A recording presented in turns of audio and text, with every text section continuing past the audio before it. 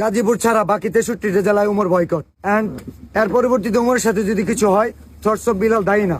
Guys এখন আমি আসছি হলো মালয়েশিয়া, আমার পিছনে দেখে তো বুঝতেই পারতেছেন। আর সবথেকে ইন্টারেস্টিং বিষয় যেটা, মালয়েশিয়া আসার পর আমি যে হোটেলে উঠছি, এই হোটেলে আমি রুম নিছি 64 তালায়। 63 তালা পর্যন্ত আমার জন্য যেহেতু বয়কট, এই জন্য আমি 64 তালায় রুমটা নিছি।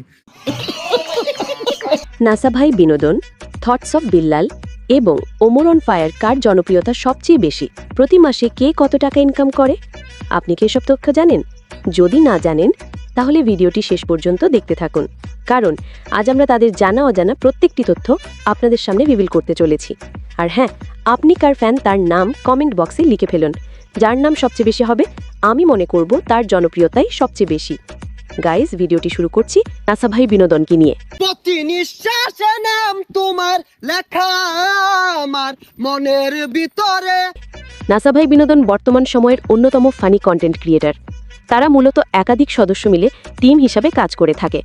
যাই হোক, তাদের টিকটক অ্যাকাউন্টে বর্তমানে 7.5 মিলিয়ন ফলোয়ারের সাথে 244 মিলিয়ন লাইক রয়েছে।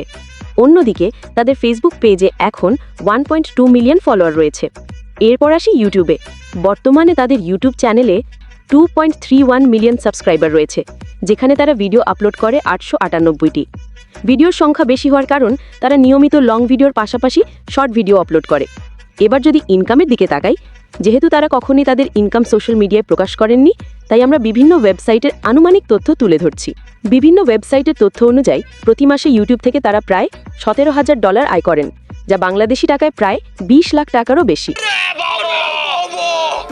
বাস্তবে ইনকাম কম হলেও অন্তত এর অর্ধেক অর্থাৎ 10 লাখ টাকার মতো হওয়ার সম্ভাবনা রয়েছে। এর পাশাপাশি ফেসবুক পেজের ইনকাম এবং বিভিন্ন স্পন্সরশিপ মিলে তারা আরও মোটা অঙ্কের টাকাই ইনকাম করে। আমার অল্প না বয়সের বন্ধুরা। এরপর আমরা কথা বলবো সবার বস ওমর অন ফায়ারকে নিয়ে। আত্মা টাকার এই মোমবাতি চালাতে পেরেছে কয়জন? বেশিরভাগই তো চালাতে গিয়ে নিভিয়ে ফেলার গর্জন। পারবো না আমি ভালো করেই জানি, তবে দুঃস্বপ্ন আমার একটাই, সঞ্জনা নামের সেই আত্মাকে 5 টাকার মোমবাতি জ্বালিয়ে ডাকতে চাই। বাংলাদেশের সবচেয়ে বড় ফানি কন্টেন্ট ক্রিয়েটরদের তালিকায় ওমর অন ফায়ারের নাম। আরে স্যার, কি হইছে? বুকে হাত দিলেন কে? বুকে ব্যথা নাকি?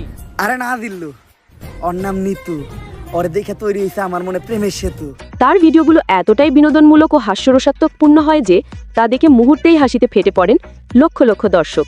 ভাও, একটা কথা আপনারে কখনো জিজ্ঞানো হয় নাই, আপনার বাউ কাজ সবসময় উঁচা হয়ে থাকে কে? আরে বেটা, যে হাত দিয়ে বেশি কাজ করা হয় ওই হাতের রক্তটা খেয়া ওই ঘাড় হয়ে যায়।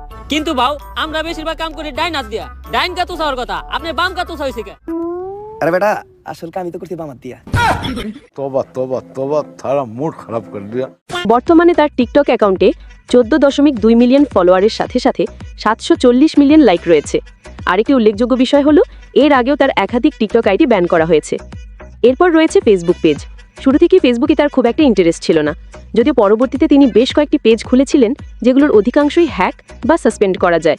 তারপরও তার অর্ডিনারি ওমর নামের এই পেজে বর্তমানে 1.2 মিলিয়ন ফলোয়ার রয়েছে।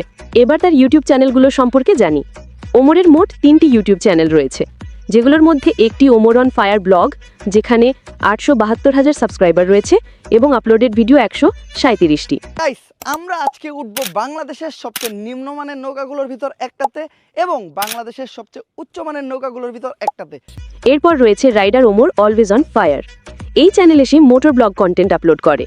এখানে রয়েছে 1.36 মিলিয়ন সাবস্ক্রাইবার এবং ভিডিও সংখ্যা 369টি। তারপর রয়েছে তার main channel Omar on fire. একটি বিশেষ বিষয় হলো, এই চ্যানেলে তিনি কোনো ভিডিও না দিয়েই মাত্র একদিনে 1 লক্ষেরও বেশি সাবস্ক্রাইবার অর্জন করেছিলেন। বর্তমানে এই চ্যানেলে 5.23 মিলিয়ন সাবস্ক্রাইবার রয়েছে, যেখানে সে ভিডিও আপলোড করেছে মাত্র 44টি। আসতে হওয়ার আগে আপনি আমাকে একটা শায়রি শুনেন। যেই স্যার নিতে আইবা আমাকে ক্লাস, কালকেই পদ্মা নদীতে পাওয়া যাবে তার লাশ। এবার যদি তার ইনকামের কথা বলি, শুধুমাত্র মেইন চ্যানেল থেকেই তিনি প্রতি মাসে প্রায় $43,000, যা বাংলা টাকায় প্রায় 5.2 লক্ষ টাকা ইনকাম করেন। হ্যাঁ, টাকার অঙ্কটা খুবই বেশি লাগছে, তাই না? এটা আনুমানিক ইনকাম, তবে এর অর্ধেক হিসাব করলেও প্রায় 2 লক্ষ টাকার কাছাকাছি তিনি আয় করে থাকেন শুধু এই একটা চ্যানেল থেকে। এছাড়াও বাকি চ্যানেল ও বিভিন্ন স্পন্সরশিপ থেকে তিনি ভালো অঙ্কের টাকা ইনকাম করেন।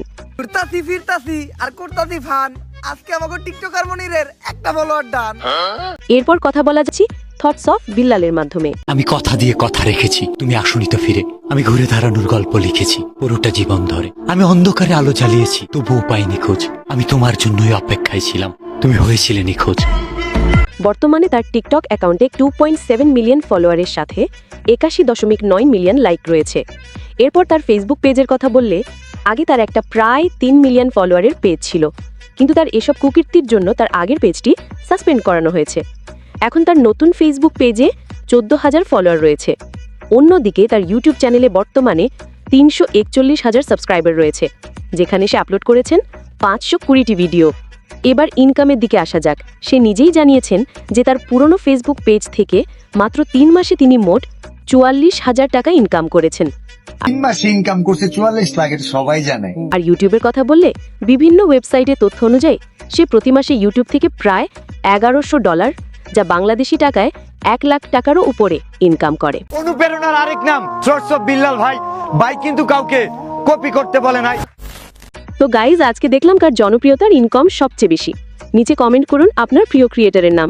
ভিডিও ভালো লাগলে লাইক ও সাবস্ক্রাইব করতে ভুলবেন না। আমি কথা দিয়ে কথা রেখেছি, শয়তান আসেনি তো ফিরে। আমি শয়তান তাড়ানোর গল্প লিখেছি আমার সারাটি জীবন ধরে। আমি অন্ধকারে মোমবাতি জ্বালিয়েছি, তবুও পাইনি ভূতের খোঁজ। আমি ভূতের অপেক্ষায় ছিলাম, ভূত নিজেই হয়েছিল নিখোঁজ। শয়তান ধরার গর্জন, পৃষ্ঠা নাম্বার 14।